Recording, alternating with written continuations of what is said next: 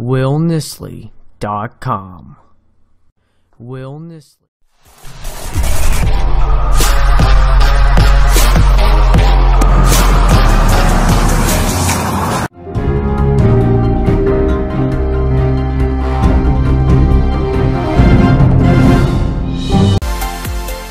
Thanks for watching CNN 10, your daily source for global news explained. I'm Carl Azuz.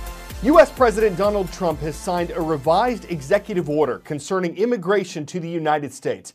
It makes some changes to his previous order, which was issued in late January and afterward put on hold by U.S. courts. Here's what's different this time around.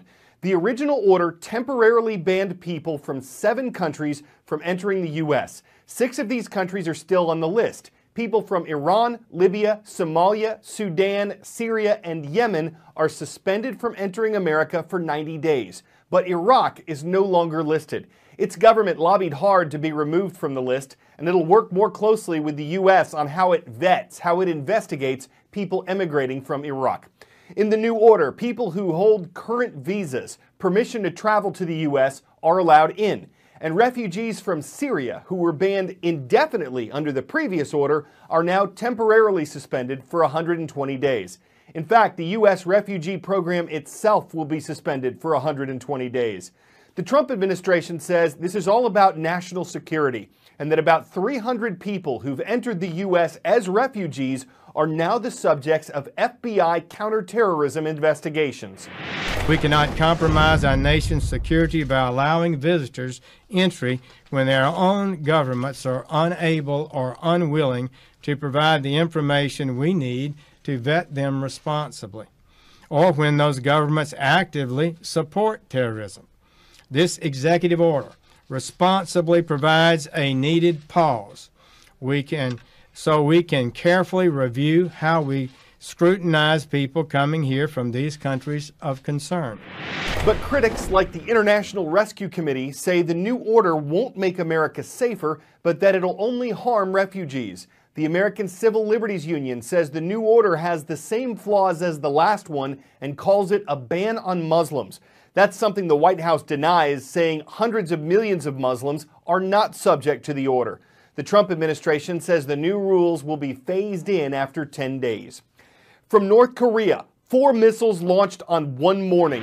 It happened yesterday. It got what's becoming a familiar response from the international community. Officials called it provocative, illegal. They said it must be stopped. But that looks like the last thing North Korea is willing to do. Monday's test apparently involved 4 medium-range missiles that worked and a 5th that failed to get off the ground. They flew about 620 miles toward the Sea of Japan, also known as the East Sea. Japan's president said they landed within 200 miles of his country's coastline. And experts say what all this means is that North Korea is speeding up its weapons program, taking only a third of the time it used to take to develop and test fire missiles. The U.S. is an ally of Japan and South Korea. It's had a military presence in South Korea since fighting stopped in the Korean War in 1953. The White House says it's deploying a missile defense system to South Korea to protect against threats from the north. Those threats appear to be increasing. More than 20 missile launches, 2 nuclear tests, and a satellite launch seen the world over as a long-range missile test. Never in North Korea's history has the testing been as fast and furious as it was last year. Monday's missile suggests a return to business as usual. Kim Jong-un is in a rush. Experts say he will not ease up until he can truly threaten the United States. It's only a matter of time until the North is able to successfully launch a long-range missile tipped with a nuclear device aimed at the U.S. North Korea describes itself as a nuclear state, a term Washington says it will never accept. One policy at least the Obama and Trump administrations agree on. President Trump believes China must do more to rein the country and its leader in. But the more North Korea tests, the more it improves. The next 4 years are crucial. So what options does US President Trump have? Do you negotiate and try and get some kind of freeze, which is politically considered unacceptable in Washington? Do you step up sanctions, which so far haven't worked? Do you take military action, which leaks from Washington in recent days have suggested are on the table? All the options are bad. This man knows the regime well. Tae Yong-ho was the #2 in North Korea's London embassy before he defected last summer. He says Kim Jong-un does want a new relationship with President Trump, just as long as it's on his terms. He will never give up his nuclear development. A nuclear program that's Kim Jong-un's insurance plan against what he calls hostile US policy. Frequent claims that if the US were less threatening, North Korea would have no need for its program. 10-second trivia. Which of these is known as the last great race? Iditarod, Kentucky Derby, Monaco Grand Prix, or Ironman Triathlon? The Iditarod, a sled dog race across Alaska, is called the last great race on Earth. Mushers and their teams of dogs got off to a delayed start yesterday. They were given an extra day to travel because the starting line was moved from Anchorage to Fairbanks, 300 miles north. Why? There wasn't enough snow in Anchorage for the race. It's the third time in 15 years that's happened. The 1,000-mile Iditarod follows a historic trail through the Alaska Range. Over 100 years ago, dog sleds were used to carry supplies and mail from Alaska's southern coast to mining camps in the Northwest. And while planes have handled most of that work since the 1920s, getting on a sled now is a thrilling step back in time. I'm CNN meteorologist Derek Van Dam, and we're in Steamboat Springs at the Grizzle T Dog and Sled Works. You're probably wondering why I've got all this equipment on, because we're going to go dog sledding.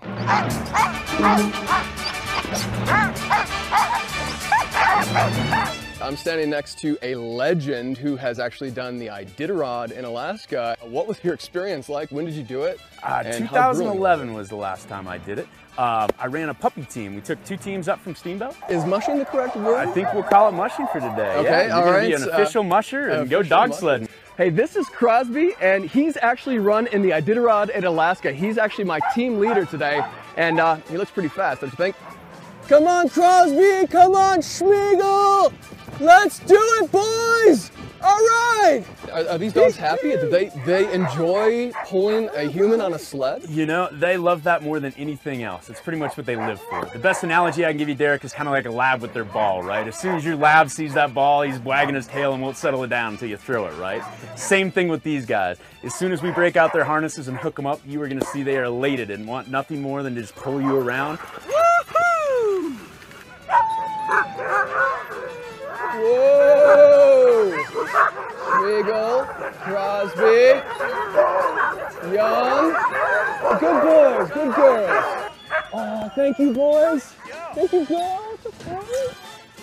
That was a fantastic experience. I want to do it again. Always get a lot of positive feedback when we air segments about heroes. And CNN is now accepting nominations for the 2017 CNN Heroes. In the months ahead, the company will be reviewing the nominees, producing the reports you'll see on our show later this year, and ultimately announcing the Hero of the Year. It starts with simple stories of everyday heroism. Ready to ride? Yes! Bring it in, girl. Yeah! Every year, CNN Heroes honors everyday people doing extraordinary work to change lives. So proud of you, man. We've crossed the globe to tell the stories of these amazing heroes. Come on, go all the way to the end. But we can't do it without you. We need you to tell us who you think should be a CNN hero. Look how far we've come in a week. It's fantastic. You can nominate someone in just a few simple steps. Go to CNNHeroes.com and fill in the form to tell us about your hero. They came really nicely. It's that easy. You could help make your hero a CNN hero and shine some light on their amazing work. Thank you, thank you.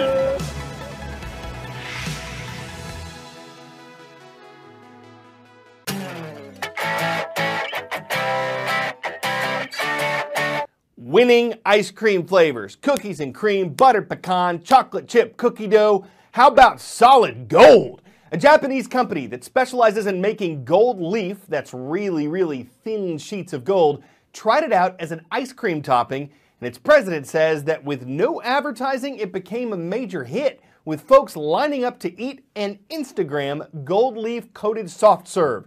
The cost is $7 a cone, which some say is worth its weight in We bet it tastes rich. And while other ice creams have ingredients, this one's got an element, y'all. How often should it be on the table? Periodically. And if you're okay with someone meddling with your dessert, you've got to love the idea, unless you're metallurgic. I'm Carl Azuz for CNN 10.